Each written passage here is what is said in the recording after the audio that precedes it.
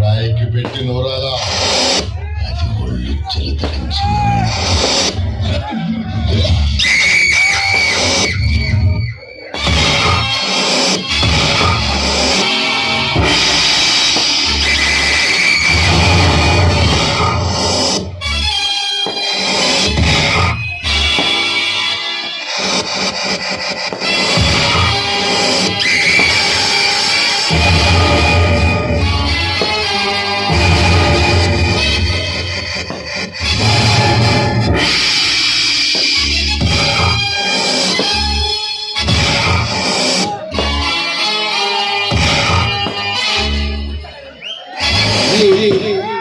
ಸರ್ಕಾರ ರೈತರಲ್ಲಿ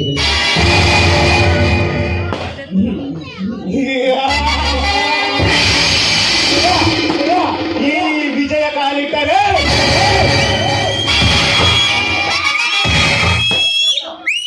ಜಯ ಬಿಟ್ಟರೆ ಲಯ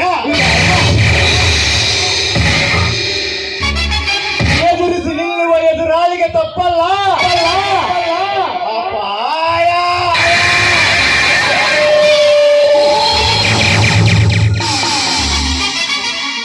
ಕಾರ್ಯತಂತ್ರದಲ್ಲಿ ಉಪಾಯ.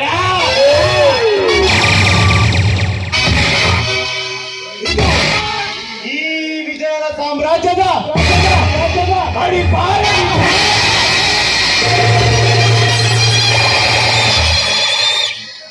ಪಶ್ಚಿಮದಲ್ಲಿ ರವಿ ಜಾರುವ ಸಮಯ, ಪೂರ್ವದಲ್ಲಿ ಹುಣ್ಣಿಮೆ ಚಂದಿರನ ಉದಯ.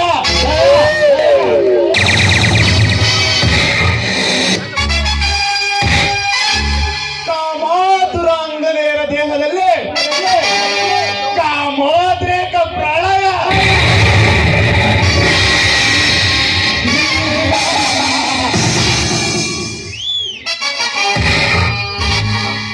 ಅದು ಈ ವಿಜಯನ ಸುಖಿಸುವ ಸುಸಮಯ.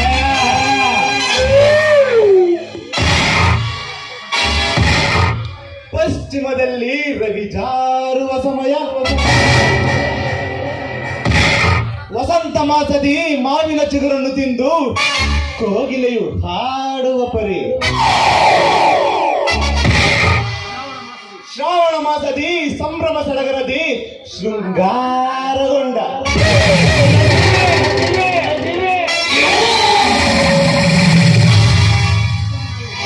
ಪ್ರತಿದಿನವೂ ಅಂದವಾದ ಅಂದಗರತಿಯರ ಜೊತೆ ಸುಖಿಸುವುದೇ ಈ ವಿಜಯನ ಗುರಿ.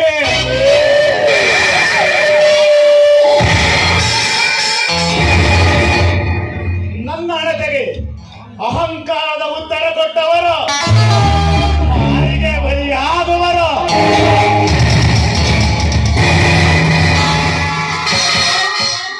ಈಗ ನನ್ನ ಮನಸ್ಸಿನ ಪಟಲದ ಮೇಲೆ ಹರಿದಾಡುತ್ತಿದೆ ಆ ದೇವಣ್ಣನ ಮುಳದಿ ಪಾರ್ವತಿಯ ಚಿತ್ರ.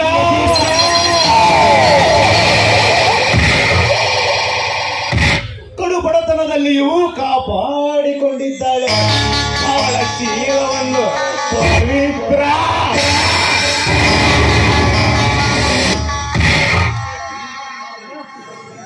ಈ ಕಲಿಗಾಲದಲ್ಲಿ ಅವಳಂತೆ ಇರುವುದು ವಿಚಿತ್ರ.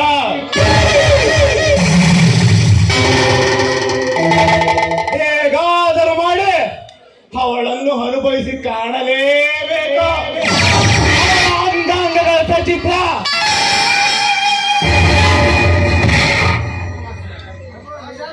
ಅಮಾವಾಸ್ಯೆಯ ಕಾರ್ಗತ್ತಲ ರಾತ್ರಿಯಲ್ಲಿ ಆಕಾಶದಲ್ಲಿ ಮಿನುಗುವ ಕೋಟ್ಯಾಂತರ ನಕ್ಷತ್ರಗಳಲ್ಲಿ ಅವಳೊಂದು ಅಪರೂಪದ ಚುಕ್ಕೆ.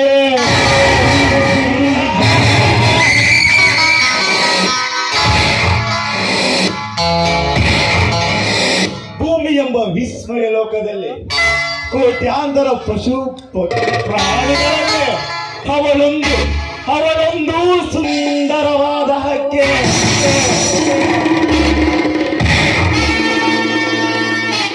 ಬಲಿಷ್ಠವಾದ ಬಲೆಯಲ್ಲಿ ಬೀಳಿಸಿ ತಿನ್ನಲೇಬೇಕು ಅವಳ ಬಾಳೆಲ್ಲ ಕೊಕ್ಕಿ.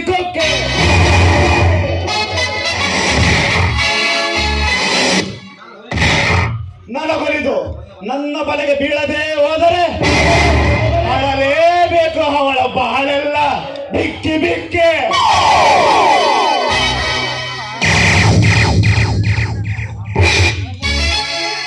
ಪಾರ್ವತಿ, ಈ ಬೇಟೆಗಾರ ಬೇಡ, ಬಲೆ ಸಹಿತ ನಿನ್ನ ಬೇಟೆಗೆ ಹೊರಟಿದ್ದಾನೆ.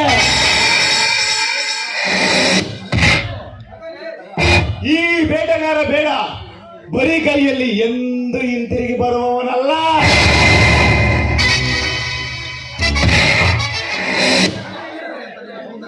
ಅಪ್ಸರೆಯಂತಹ ನಿನ್ನ ಸೌಂದರ್ಯ ಪುಷ್ಪ ಪುಷ್ಪ ಈ ವಿಜಯನ ಬಾಹುಬಂಧನದ ಬಲೆಯಲ್ಲಿ ಬಿದ್ದ ನಿನ್ನ ಶೀಲವೆಂಬ ಪವಿತ್ರ ಮಕರಂದವನ್ನೇ ಕಳೆದುಕೊಳ್ಳಬೇಕು.